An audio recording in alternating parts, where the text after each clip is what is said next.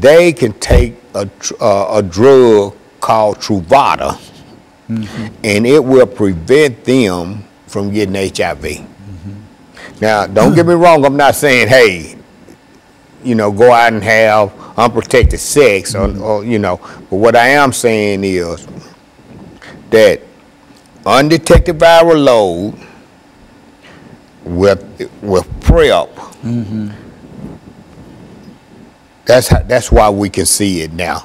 Because people with undetectable viral load, which I am a person living with HIV and have been since the 80s, my viral load is undetectable. So the chances of me transmitting HIV to a sexual partner is slim and none. And when I say slim and none, they done studies, and there's been no seroconversion among discordant couples. That means one positive, one negative couple with undetectable viral load. And it's strange that on my way here today to do this show, they was talking about organ donation of people who are HIV positive. This is how we know HIV, the end of AIDS is near, because now HIV positive person can donate an organ.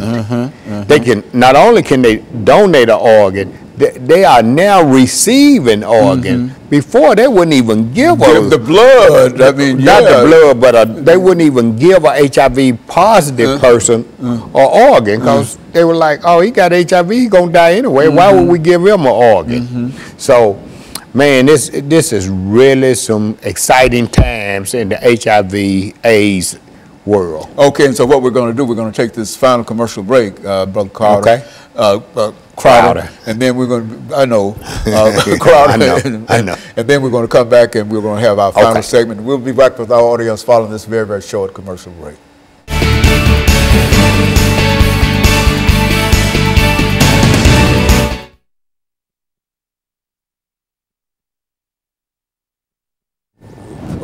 All of the conversations that we had with it, you used to be moaning and groaning in reference to it, and telling people this and whatever, and et cetera. And then you come in and announce today that we're moving toward within the next few years. And, you know, I thought it was an eternal kind of thing. Yeah. It was. It was then. It was. At that time, it was. The only hope was to try to live as long as we could. That's right. But now, Well, Okay.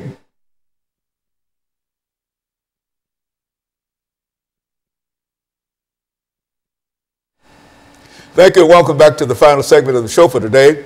We're talking to Mr. Ron Crowder, and he's giving us some information in reference to the status of HIV and AIDS in Nashville. And I think I must say up front, Mr. Crowder, that the information that you are reporting today is very, very positive and well hoped for information, because I can remember when you came to me and dealing with the same kind of situation, and it was moaning and groaning, not only in reference to what happened in Nashville, but all over the world in a real sense. And now you're telling us that there's a possibility that we might see the end of AIDS within the next half decade or so. Go on, talk about it.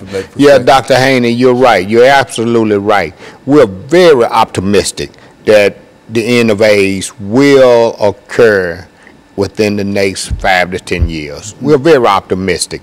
That's not to say that people still shouldn't take the same precautions as they have taken before. While the optimism is good, there is some things that I'm gonna tell you that's not so good. For example, HIV is still disproportionately affects people of color. People of color who get HIV seem to get sicker quicker, and they die sooner. Now, amongst men who have sex with men, the infection rate is out the roof. I mean, the CDC has given statistics that says 1 in 2. That's 50%, man, of men who have, particularly African American men. This is African American men, young African American men will get it. 1 in 2 will be infected with HIV. Now, Nashville Cares, Street Works, and Neighborhood Health received a grant from the CDC in the amount of $3.8 million over the next 5 years to combat HIV in the young MSM, the young black MSM community. What we plan to do with that grant is to create a one-stop shop for MSMs where they can come and receive all of their services under one roof. So we are in a collaboration to make that happen. We've not yet solidified the space, but we're in negotiation. Well, Nashville Cares is in negotiation with a realtor now to secure the space. But we just started our 2nd year of this grant, and it's going well. So again, like I say, it's some exciting times now. The federal government finally got it right. Okay. And now they putting their resources to follow the epidemic. So the epidemic is the greatest need is in young black MSM. So and that's where they're putting their money. MSM. What do you? Men who have sex with men. Is that MSM? Men, that's yes. Men who have sex with men. Now some people think that's a derogatory term, and you know, I just left a conference in Florida, the United States Conference on AIDS, and they was using gay and that other word we used to use a long time ago. I think those words are derogatory, queer, gay, and all of that, but apparently in other cities, they think MSM is derogatory. I mean, you know. But it's a matter of what you call it. But in a real sense, the disease itself, it has been mitigated in a real sense to such a point that it is possible to think about the end of HIV and AIDS. We see it. It's in sight. It's really in sight. Yeah. Well, that's one of the most encouraging things that I've heard about it. I didn't know that. You know, I think it's been a long time since we had a chance to talk to you about it. But the very thought of being able to end it, and this is not only for Nashville. We're talking about all over the world. Absolutely. See? And I understand it has been a tremendous problem in some parts of Africa, for example, and other parts of the world. Now, you know, third world countries and places like Africa and things, I'm not sure if they're going to be on land with it ending like that, but whatever happens here, I'm sure it'll eventually get there too. Because now you still have mothers breastfeeding, and you know, they just don't have the resources that we have. So. But eventually it'll get there. Nashville is doing some excellent work around prevention, around EIS, which is early intervention services, finding people who are who have HIV and don't know it. So we aggressively look for those people because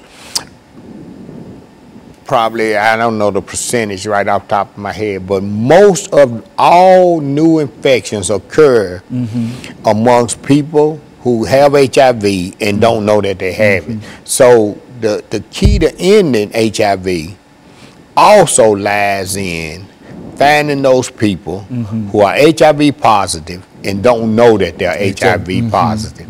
Also, finding the people who are HIV positive for whatever reason who has fallen through the cracks.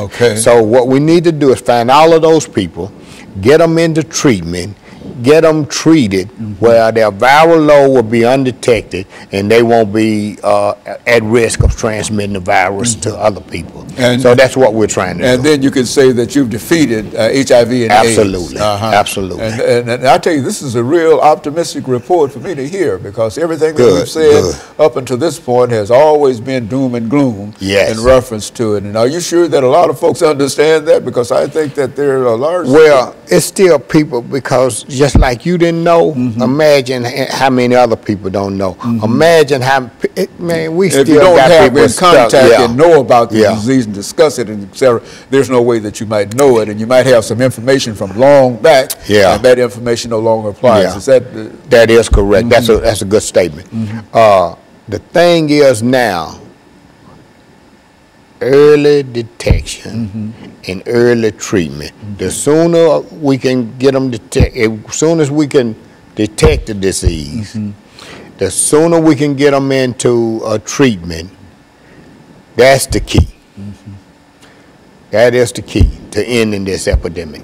Well, Mr. Crowder, let me say, we've got about a minute and a half to go here.